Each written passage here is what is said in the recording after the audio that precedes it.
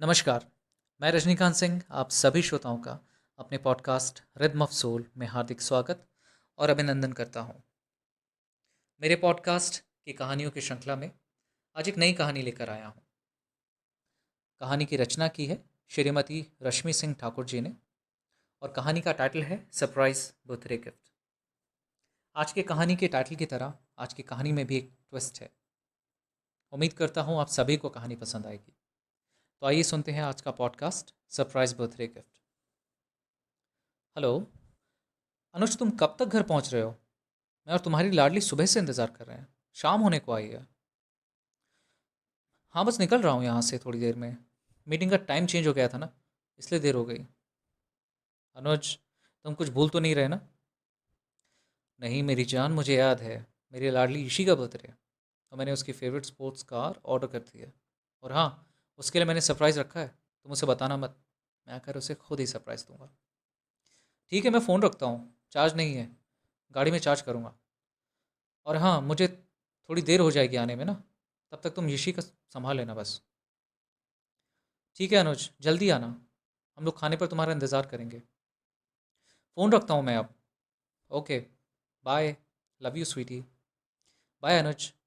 कहते हुए उसने कॉल कट कर दी। ममा, पापा कब तक आएंगे? 7 साल की नन्ही ईशी ने टुनकते हुए अपनी माँ से 100वीं बार ये सवाल पूछा।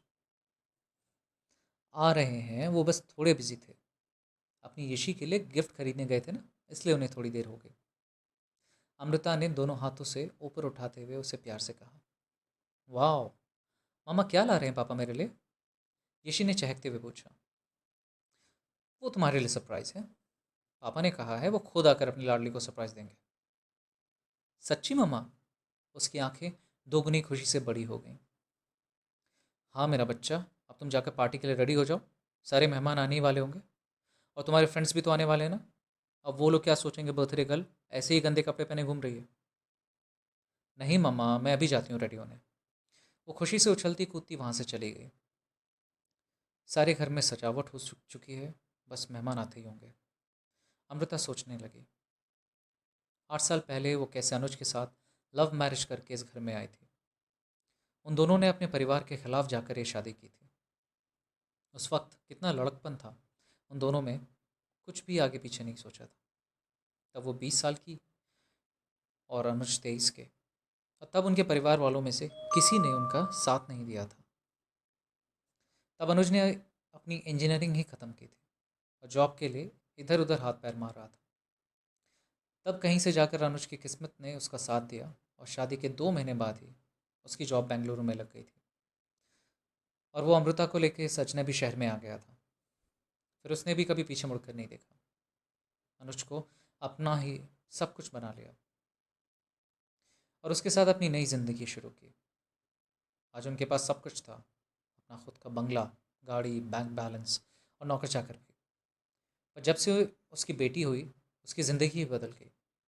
उन दोनों की दुनिया उनकी बेटी ही थी और वो लोग खुशहाल ज़िंदगी जी रहे थे और आज वो बहुत खुश थी।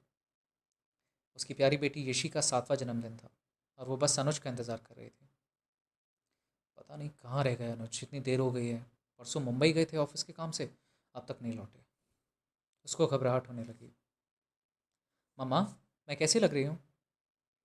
यशी ने चहकते हुए अमृता से पूछा। मम्मा, मम्मा कहाँ खो गई हो? क्या हुआ?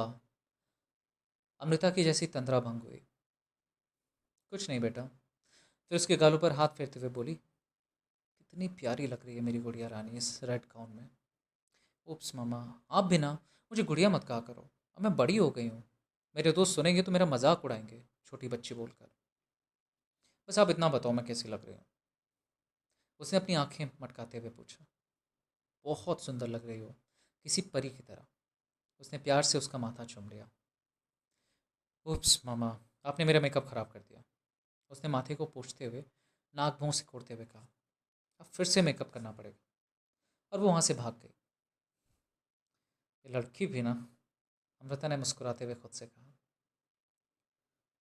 बेबी जी, सारे मेहमान आ गए। उनके घर पर ही रहने वाली बूढ़ी दादी ने कहा, जो यशी की देखभाल करती थी। अच्छा, उनको हॉल में बिठाओ, मैं आती हूँ अभी तैयार होकर। थोड़ी देर बाद सब लोग हॉल में जमा थे, पड़ोस के लोग और यशी के दोस्त सब। अनुज कहाँ है? आज उसकी बेटी का जन्मदिन है, वो ही नहीं दिख रहा। उसके पड़ोस की मिश्रा आंटी ने अमृता से पूछा। आंटी जी, वो ऑफिस के काम से बाहर गए हैं, बस आते ही होंगे। फ़ोन करके पूछा था मैंने, अभी रास्ते में। अमृता ने मुस्कुराते हुए कहा। मम्मा, मेरा बर्थडे केक कहाँ है? यशी ने अमृता से उत्साह से पूछा। ये रहा आपका बर्थडे केक, अमृता ने उसे दिखाते हुए कहा। ओ माय गॉड मम्मा, चॉकलेट केक! आ जाओ सब लोग केक कट करें, यशी ने उछलते हुए खुशी से कहा। मम्मा, मैं केक कट करूं? मुझसे तो वेट ही नहीं हो रहा है, उसने अपनी आंखें शरारत से मटकाते हुए पूछा। सारे दोस्त उसके पास आकर खड़े हो गए। वाह यशी, तुम्हारा केक तो बहुत बड़ा है, खुशी ने अपनी दोस्त से कहा। रुको बेटा, पापा को आ जाने दो, तब केक काटेंगे, अमृता ने उससे कहा। पर पापा कब तक आएंगे मम्मा, इतनी देर हो गई है, 10 बज गए हैं, इतनी रात हो गई है। वो तो आ ही रहे हैं ना, मेरा केक पिघल जाएगा तब तक, यशी उदास होकर बोली। आ जाएंगे बेटा, बस पापा रास्ते में हैं, ऐसे उदास होकर मुंह नहीं लटकाते, अमृता ने अपनी छोटी सी बच्ची को समझाते हुए कहा, जबकि उसे खुद भी घबराहट हो रही थी अंदर से। पर वो सबके सामने सामान्य बने रहने का प्रयास कर रही थी। वाकई बहुत देर हो गई थी, इतना वक्त तो अनुज ने कभी नहीं लगाया। बिटिया सही कह रही है अमृता, इतनी देर हो गई है, केक काट लेना चाहिए अब, सब लोग इंतज़ार कर रहे हैं, आंटी ने अमृता को समझाते हुए कहा। रोहित यशी के पास आया और उसके कान में कहा, आज तो चुईया बहुत अच्छी लग रही है, क्या बात है, उसने शरारत से कहा। रोहित 10 साल का था और यशी का दोस्त था, दोनों साथ में ही स्कूल जाते थे। मैं तुम्हारे लिए कुछ लाया हूँ, उसने हाथ दिखाते हुए कहा। क्या लाए हो बंदर मेरे लिए? यशी ने उसके हाथ खोलते हुए पूछा। अभी नहीं, केक कटने के बाद मिलेगा तेरा गिफ्ट, मुझे केक खिला पहले। पर मम्मा तो मान ही नहीं रही हैं, पापा को आ जाने दो मेरे, उसने थोड़ी निराश होकर कहा। 10:30 बज गए थे, देर हो रही थी और सब लोग केक कटने का ही इंतज़ार कर रहे थे। अमृता की आंखें और कान लोगों की बातों पर कम, दरवाजे पर ज़्यादा लगी थी। तब उसे अनुज की चिंता होने लगी। मम्मा, मैं केक काटूं? मेरे फ्रेंड्स वेट कर रहे हैं और केक भी पिघल रहा है, पापा तो पता नहीं कब तक आएंगे, यशी ने रूठते हुए कहा। उसने थक हार कर यशी को केक काटने की इजाज़त दे दी। सारे लोग यशी के पास घेर कर खड़े हो गए। यशी ने अब खुशी से केक काटते हुए चिल्ला कर कहा, ये happy birthday to you, happy birthday to you, happy birthday my dear Yashi, happy birthday to you. सारे लोगों ने एक साथ गाते हुए बोला, हैप्पी बर्थडे यशी। उसने सबको थैंक यू बोला और केक काटकर सबको खिलाया। सब लोगों ने उसे बहुत सारे गिफ्ट्स दिए और यशी खुशी के मारे चहक रही थी।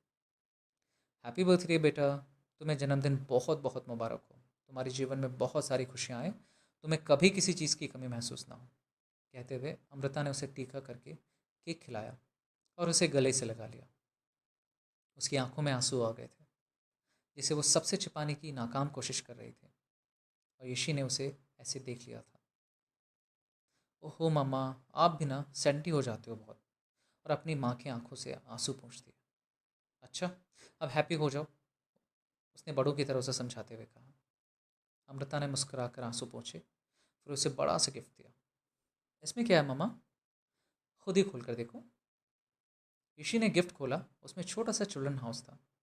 वाह, so pretty house, love you mama. उसने खुशी से अमृता के गालों को चूम लिया। आप कितनी अच्छी मम्मा हो। ओहो बेटा, अब आपने मेरा मेकअप ख़राब कर दिया ना, अब मुझे फिर से मेकअप करना पड़ेगा।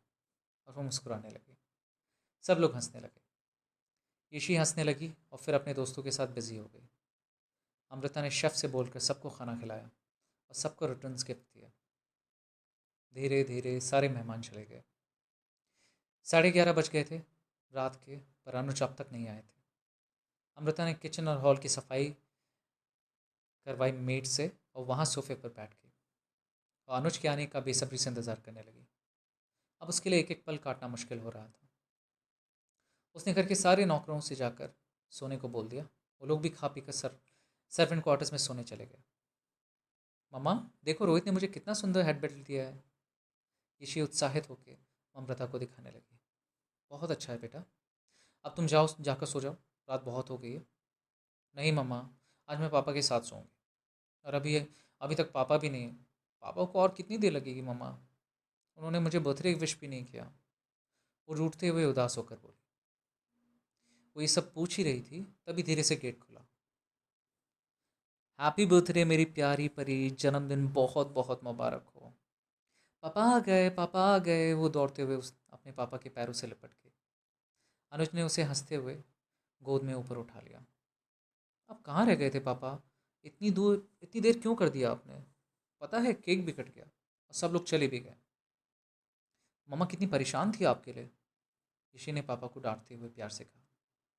सॉरी बेटा, गाड़ी खराब हो गई थी रास्ते में, इसलिए देर हो गई। और आपके लिए गिफ्ट भी तो लाना था ना, इतना बड़ा इसलिए लेट हो गया।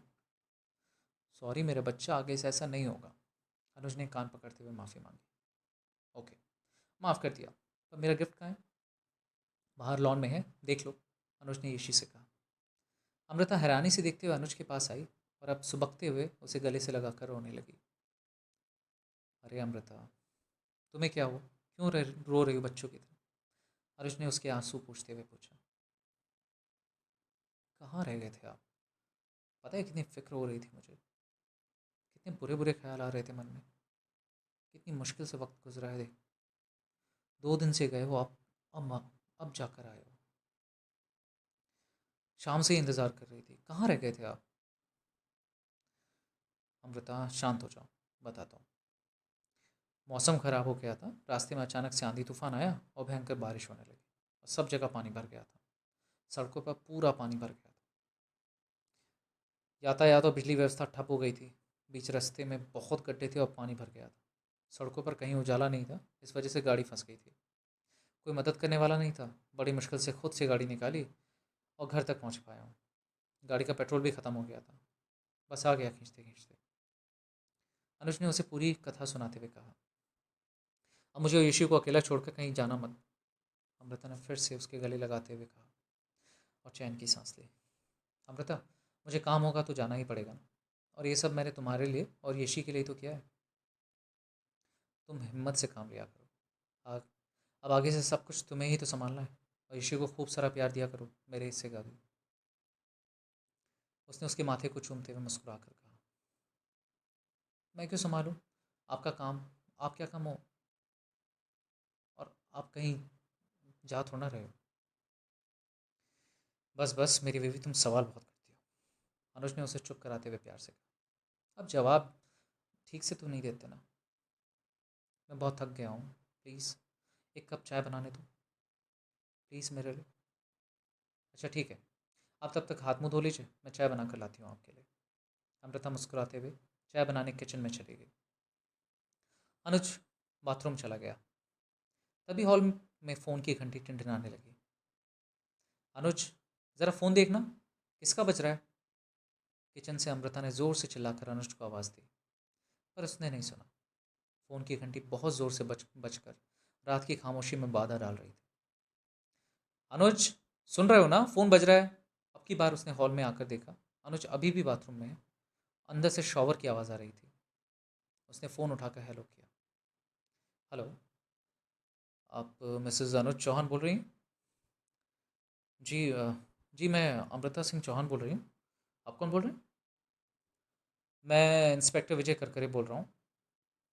देखिए, आपके पति की गाड़ी का 1 घंटे पहले एक्सीडेंट हो गया और उनकी ऑन द स्पॉट डेथ हो गई है। मैंने उन्हीं के मोबाइल से आपको फ़ोन लगाया। अब जल्दी से जल्दी यहाँ आइए, मैं एड्रेस भेज रहा हूँ आपको।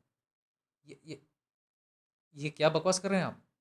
मेरे पति तो, कहते हुए उसकी ज़ुबान थम गई। उसने ना देखा तो उसके पति का ही था। पर ऐसे कैसे हो सकता है? अनुज तो बाथरूम गए हैं अभी, और वो हमारे साथ हैं। आधे घंटे से तो फिर उनका एक्सीडेंट कैसे पॉसिबल है? और उनकी मौत? नहीं नहीं, ये नहीं हो सकता। ये कैसे संभव है? उसने घबरा कर रिसीवर क्रटल पर पटक दिया, पर वो नीचे लटक गया। धीरे से आवाज़ आती रही। Hello, hello, hello Mrs Chauhan, आप सुन रही हैं? हेलो। वो भागती हुई बाथरूम के पास पहुंची और जल्दी जल्दी बाथरूम का गेट खटखटाने लगी। अनुज, अनुज, गेट खोलो अनुज, मुझे तुम्हें देखना है। अंदर से शॉवर की आवाज़ आ रही थी, बहुत तेज़। उसने ज़ोर ज़ोर से दरवाज़ा खटखटाया तो गेट खुल गया। अरे यार, तुम मुझे नहाने भी नहीं देती चैन से। अब क्या हुआ? क्यों चिल्ला रही हो इतनी ज़ोर से? तुम्हें पता था ना मैं नहाने गया हूँ, फिर भी? अनुज ने उसे थोड़ी डांटते हुए कहा। अब उसे यकीन नहीं हो रहा था। वो हैरान होकर बोली, तुम तो यहाँ हो, फिर और कहाँ जाऊँगा? फिर भी कुछ नहीं, मेरे लिए चाय बन ये बताओ, मेरे लिए चाय बनी कि नहीं? उसने पूछा। हाँ, बन गई, अब जस्ट अभी लाते। उसने हड़बड़ा कर कहा और हैरान होते हुए किचन से चाय लेने चली गई। थोड़ी देर बाद, मम्मा, मम्मा, आप कहाँ हो मम्मा? क्या हुआ? उसने किचन से ही चिल्लाकर कहा। मम्मा, पुलिस अंकल आए हैं और वो आपको बुला रहे हैं। अंदर आ जाइए आप लोग। अंकल, यशी ने पुलिस वालों से कहा। पुलिस का नाम सुनकर अमृता घबराती चाय छानती हुई बाहर आई और चाय टेबल पर रख दी। आप लोग यहाँ कैसे? उसने पुलिस वालों से घबराते हुए पूछा। मम्मा, पुलिस अंकल मेरे लिए बर्थडे गिफ्ट लाए हैं, यशी उत्साहित होते बोली।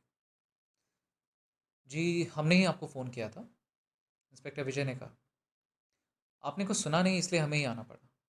उसने दूसरे पुलिस वाले को इशारा किया। वो बाहर चला गया। ये पर्स आपके पति का है ना? उस पुलिस वाले ने अमृता से पूछा। ये तो अनुज का है, आपके पास कैसे आया? उसने अपने माथे पर उभर आए पसीने को पोंछते हुए कहा। इसमें आपके पति का नाम, यहाँ का एड्रेस है और आपका नंबर था। इसकी वजह से ही हम यहाँ पहुँचे। आपके पति का एक भयानक एक्सीडेंट हो गया था आज रात 10:30 बजे। उनकी वहीं मौत हो गई। एक ट्रक वाले ने टक्कर मार दी थी और भाग गया वहाँ से।